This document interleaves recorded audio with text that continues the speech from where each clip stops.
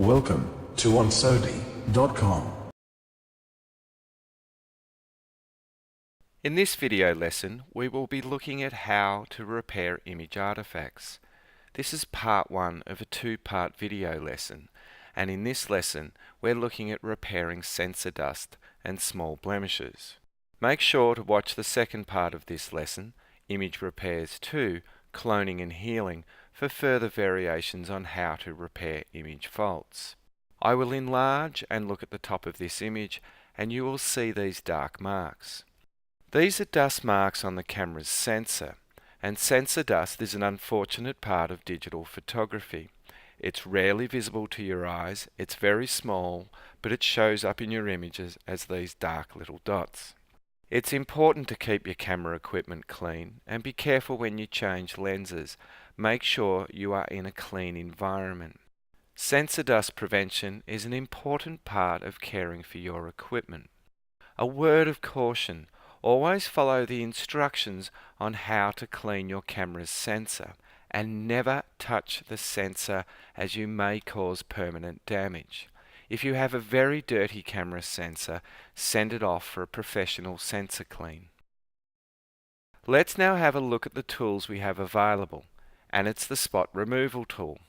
Click on the spot removal tool in the toolbar, and once active, on the right hand side, the options for the tool become available, and we have several options to choose from. Here's a little tip: to return back to your normal tabs, tap the letter I on the keyboard. As we go through this exercise, I'll explain the spot removal tools to you further. We have two options here: heal or clone. Heal will attempt to blend tones together, whereas clone will do an exact copy. This will make more sense as we go. I will temporarily turn off my cursor circle, and we will first look at the size slider, and this alters the size of the brush. We can make the brush quite large, and we can also make it small. Keeping the brush just a little larger than the dust marks is the best way to commence retouching. But there's another way to adjust the size of the brush, and it's to use the square bracket keys on your keyboard. They're just above the Enter or Return key. And here is the feathering option, which softens off the outside edge of the brush, and as a general rule, keep this value at about 15 to 25. Let's now look at what happens. I'm going to choose the heal function, and I'm simply going to click once on this dust mark. And you will see that it has created a circle around the dust mark, and it has repaired the dust mark over here. This is where the software has decided to sample some detail to repair this dust mark. Reduce the size of the brush so it's just a little bit larger than the dust mark, and I will continue to click on any dark marks. As I move around the image, you will see each click and repair has accompanying circle and a range of circles from the source repaired detail areas. I'll reduce my preview out slowly, and I can continue, and I can click around repairing others. Let's now have a look at the options down the bottom right hand side. Show Overlay will turn those marker circles on or off. It doesn't remove any repairs though, just those circles. And the Visualize Spots gives this very ghostly looking image. I can click and clone and repair in this view if I like. When I turn off the Visualize Spots, you can't really see those spots. We can continue without the Visualize Spots option. Realistically, your magnification of your image should not be beyond 100 to 200%. I will turn off the Visualize Spots. Command 0 for Mac, Control and 0 for PC, and Fit to Screen. And I can turn off the overlay too. Caution must be taken here that if you click the Clear All function, it will take off and remove all of those repairs. Caution must be taken here. If you click the Clear All option, it will remove all your work. Do not make any other move if you accidentally click this, as you run the risk of losing it. A Command Z or Z, or a Control Z or Z for a PC, will allow me to bring this back. But if I was to make another move, I would have lost all of my retouching. We have to be very careful if we use this tool near detailed edges. As you can see here, this will give us a strange look. Click on this pin and tap the delete key to remove it.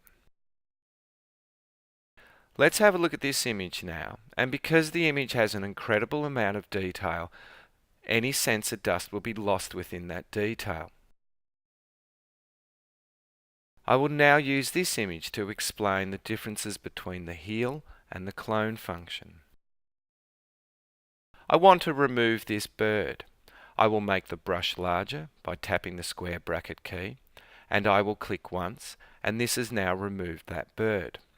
Within this green circle is the source material that replaces the bird area. If I move this image source spot over here by clicking and dragging, you will see the original bird area now has the texture of its new origin area. The software is attempting to blend the source material with the existing data. Come over and change the preset to clone, and it now gives a 1-for-1 reproduction.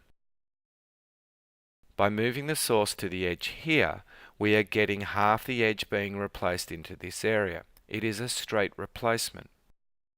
I will move this back into the blue sky. And there is a difference between the two areas when using the clone function. Therefore, in most situations it's best to choose the heal function, as the software will blend the detail for you. I will move down to some more dust spots, and just a single click will remove the blemishes. Changing over to this image, I will remove the dark areas above the doorway and the street number. Because this is a detailed image, I'm going to use the heal function. This time, instead of making a large brush, I'm going to click, hold and drag around, and you can see it draws a white outline. Be patient here, sometimes the software takes a bit of time to catch up, and make sure that the drawn outline has caught up with your mouse movement, and when it's filled, release the mouse. Now I can move the source space around to different areas. Sometimes it takes a bit of practice to get it to look right. I will click on the second shadow area, and the software has chosen a source area. Come down to the bottom and turn the overlay on and off, and you can see that realistically we can't see that there was a shadow there. It doesn't have to be perfect, just as long as it convinces the viewer. Using heal, I'm going to come down and replace this number. Click and drag around, waiting for the outline to redraw, making sure I'm filling that center area, and I'm going to allow that to retouch itself. I will now reduce the preview out, turn the overlay on and off, and you can see that I have removed those details. I will now return to this image, and I'll remove these power lines. Come to the top left-hand corner, click, hold and drag with the heal option along the line of the power lines. The software will take some time to render because there's a lot of processing going on in the background. You will also notice that when retouching large areas where we have clicked and dragged with the tool, that pins appear to show the actions. I'll come down and turn the overlay off, and we can see that the cloud doesn't look right. One single stroke hasn't worked. This is quite common when trying to heal large areas. Click on this pin and hit the delete key, and I'm going to redo this in several stages. I will start from this area as it's a junction of image detail and click and hold and drag. Again, there's a pause waiting for the software. Now that's done, I can come over to the top right and repair that as a second repair. But I now have this dark blotch here. I'll now do another repair, then turn my overlay off to see the results.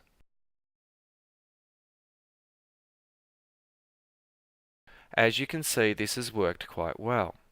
I will continue by removing this extra area up here in the top left-hand corner, clicking and dragging. Anytime we click and drag with this tool, we will have the pins becoming available to us. Over here, with the previous dust marks where we just clicked once, there are no pins. We still get the source and destination zones, and we can still move those around, but we don't get those pins. Retouching sensor dust can be very time consuming, so make sure you have a comfortable seating posture. And always remember, by keeping your camera clean, it will save you a lot of time further down the track when you open your files into Camera Raw or Photoshop. Make sure to watch part 2 of this lesson, Image Repairs 2, to learn some further applications and techniques.